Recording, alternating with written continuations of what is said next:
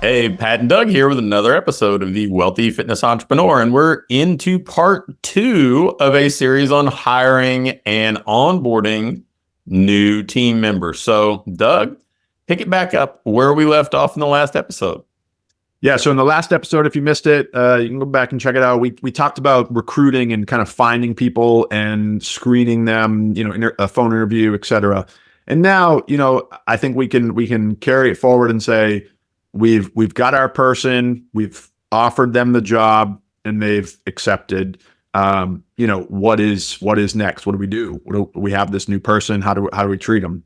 I'm going to kind of intentionally skip the legality of hiring because that I think is not our scope. I would say though, just make sure that you do have some type of employee agreement that they sign that is vetted by your state, level attorney, because each state is different. So we've assumed that they've accepted the job at this stage, right?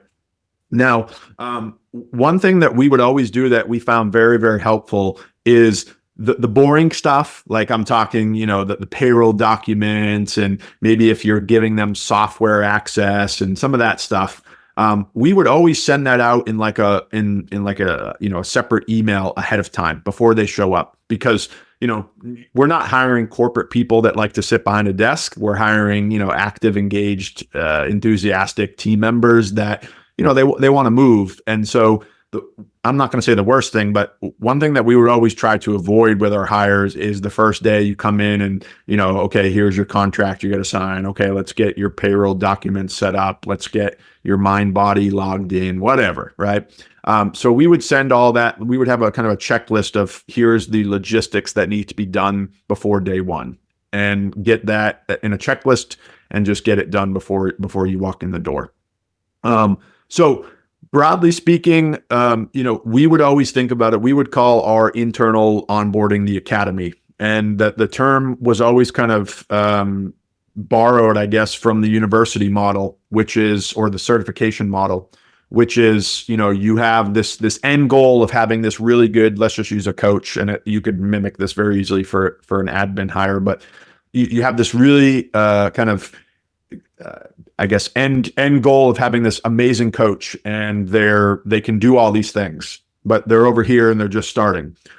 Think about it the same way. If you go through a really intense certification, or you go and you get a degree in something, you have the end goal, but typically the work up to that is a series of modules and a series of whether it be practical quizzes or written quizzes that you have to complete. And so we would break our onboarding up into, and the weeks here are irrelevant, but you could do, 6 weeks, 8 weeks, 10 weeks. Usually we found somewhere between 4 to 12 weeks, depending upon the type of hire and, what they needed to learn. But each week had a module, right? Each week had a module that they had to go through.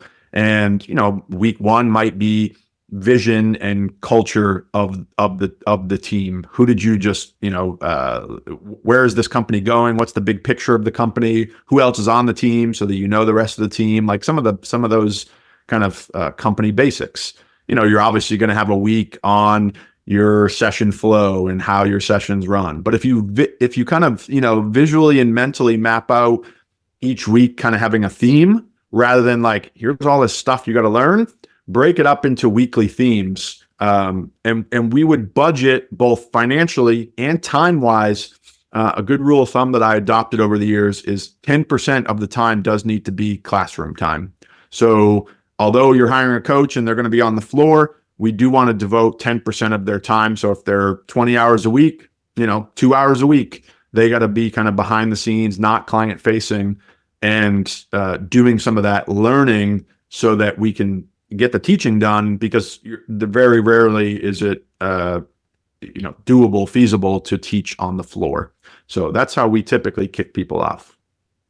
Yeah, I think that there were a couple things that you mentioned there that are really, really maybe obvious when you say them, but they're not how most people operate, right? The 10% of it being classroom, I think that's key, right? The ratio of floor time and experiential time versus classroom time, because, there's so much of the way that I see people approach this that it's either all or nothing, right? Like it's either no classroom time at all, or it's, hey, go study this stuff on your own, and then we're just going to throw you to the wolves. Um, and I think that understanding that also kind of sets the tone, because the job is not entirely on the floor, right? Like there are other responsibilities, whether you're talking about the other 165 or, program design or paperwork. And I think if you're onboarding, it really exemplifies that. It helps to set the stage, because we have so many people come into meetings or Zooms or something, and they'll say, well, how do I get my trainer or coach to blank? I'm like, well, it wasn't part of your job description. It wasn't part of the onboarding, but now you're trying to kind of reverse course on them, and they don't feel like that's the job they were hired to do. So no wonder it's uncomfortable, or there's some pushback. So I think it's really important when you talk about that. But I also think that we are in an era where people are, young people want to understand why. They're not just blindly following a checklist for a paycheck, right? And so by leading early on in this onboarding with the vision that you talked about, if they see how things work in a bigger picture, and see how they're kind of pulling the rope in the same direction, trying to get to this, it's easier to get people excited. I mean, I won't argue for a minute that hiring hasn't changed, but the thought that you can't find good people who would be excited about pursuing something that they care about, well, sure, you can do that. It just doesn't look like you might have done it 10 years ago. So making a point to talk about the vision and the contribution they can make to it, and the value that they bring to it potentially in their role, I think that's critical. Yeah. One of Megan and I's good friends, his dad ran a $100 million plus company, and he had this saying that was, one boat, one direction, everybody rowing. If you think of a rowboat, right, like competitive crew, if you got these people, which is, about the size of most fitness gyms teams, like we're not talking hundreds of employees, we're talking like, a crew boat size, a small boat size. If you got one guy over here thinking we got to row this way to the left, and another gal over here thinking we got to row to the right this way, it's getting people rowing in the same direction. And so we would always kick that off with, the vision, the strategy, where we're going, and kind of how they, not in a like empty promise kind of way, or not in a, maybe over promising way, but just in a, like, this is what we're trying to do. This is the impact we're trying to make in the community. And like you said, people get really excited about that. And, just one more thing on the classroom time. It doesn't need to be daunting in the sense of, I think oftentimes we hear that and we're like, how does that look in practicality? The way we would always think about it, let's say that you have somebody that is part-time, 15 hours a week, right? That's an hour and a half a week of classroom, if you're using my 10% rule of thumb. What that would look like in practicality is, let's say that they're working Monday, Wednesday, Friday from 3 to 7. You might have them come in at 2:30, or not schedule any floor time until 3 or 3:30. So that first half hour, 45 minutes each day is you and them scheduled reviewing a module, right? And so it's 30 minutes a day, 3 times a week. There's your hour and a half. So it's just fit into their shift. It's just fit in usually pre or post of when they are on the floor. The key though is it's rhythmic. It's on your schedule as training time. It's on their schedule as training time. It's not random. So, the other 90% is, of course, for your coaches, is on the floor, learning the sessions, or if they're an admin, learning those tasks. And we would always think about it as co-coaching rather than shadowing. And although that's a bit of just a wordsmith, like what's the difference? I think it's all like anything in the details and in the approach. Shadowing is what owners typically start with, which is very comfortable, meaning, hey, I'm going to run this session and you're going to be a fly on the wall over here and you're going to watch the session. And then eventually the session will be yours. And the reality is, that is not how we learn. We learn by doing. We know that, especially in this industry. And so shadowing can feel very comfortable for both parties, but it very much puts the team member on their heels and they feel like they're walking on eggshells. Should I say something? Should I help a client? Should I not? So we would always approach it as, hey, we're taking this session together. We're going to co-coach this session together. Today, here is your responsibility and here is my responsibility for each session. So the percentage may start off very small. So for example, we're going to co-coach this session and I'm going to do this, this, and this, and I want you to help this one client with their warm up. That's all you have to worry about. And you can, I'll kind of run the rest, right? And then the next day you come in, it's, hey, help these two clients with the warm up. So now you're seeing how they handle balancing multiple people at the same time. And you just continue to stack that over a couple weeks where, again, pre-session, it's, hey, we're going to co-coach this together. I'm going to take this part. You're going to take this part. It's just percentage-wise, it climbs each time you work together over, 2, 3, 4, 5, 6 weeks. So that by 6 weeks, it's like, I think about it in like strength training. It'd be like the equivalent of you start off with 135 on the bar and then you watch people squat. So all of a sudden you throw 315 on the bar. It doesn't work that way, right? We add incrementally each time. So with our co-coaching, very, very similar approach, just gradually give them a little bit more responsibility. And that gives them some confidence too, to act as a co-coach as opposed to just sitting on the wall shadowing. Yeah, I think that the hands-on piece of this is maybe underappreciated, right? Whether it's co-coaching, I think the opportunity to role play comes in a lot, and not too many people do that because it takes separate time, right? Like it's not just a session that's going on. You have to set aside time to essentially practice. But the example that I've used time and time again is like you don't just hand somebody a playbook and say, show up on game day, right? We practice running the play. So there actually has to be doing, as you alluded to. There has to be learning by doing. And so being in it and, being in a kind of a low consequence environment, like you talked about, hey, you're going to work with this one person on their warm-ups. This isn't teaching them the highest skill movement straight out of the gate, right? It's setting them up to succeed. If there are hiccups or bumps in the road, it's still low consequence. It doesn't completely disrupt the client's experience. So I think that kind of starting with almost spoon feeding that experiential opportunity and then stair stepping it up and then complementing it with a role play where somebody can practice. And I think the underappreciated part about role playing is most team members, whether it's new team member or even existing team member, they're more nervous about the role play than they are about working with a client because they know that you're kind of like the professor, the teacher. You know the answers to the test, so you know what this should look like. So they feel a little more pressure there, but it also makes it easier when they're introduced to a client that may not have that same depth of knowledge. Yeah, for sure. And part of this can also segue to we have the teaching side of it, we have the role playing side of it, and then that's mapped out, of course, on a weekly basis. But oftentimes, let's maybe back up for a second and talk about what did we hire them to do, and build out some clear roles and responsibilities.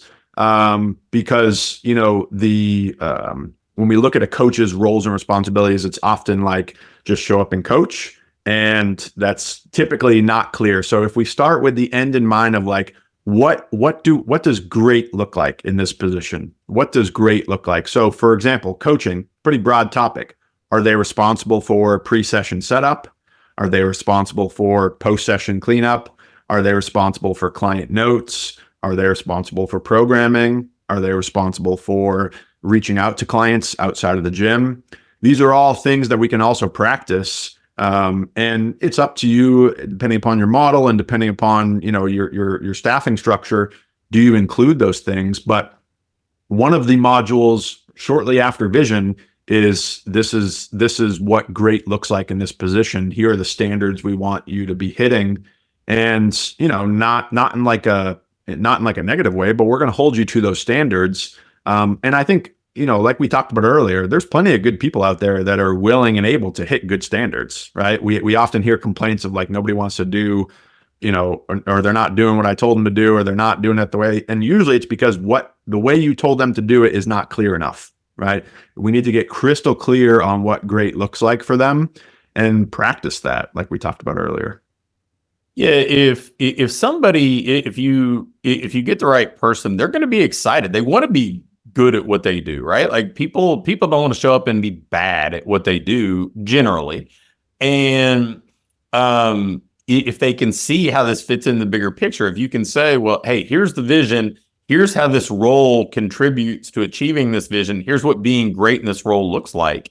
That's I think that's an attractive way to bring somebody in and get them excited about actually being good at their job, instead of just saying, hey, check these boxes, go through this. I mean, let's face it, a lot of times, and obviously I'm considerably older than you, when I would have been young, there was very much you just do what the authority figure says, right? Do it this way because I told you to do it this way.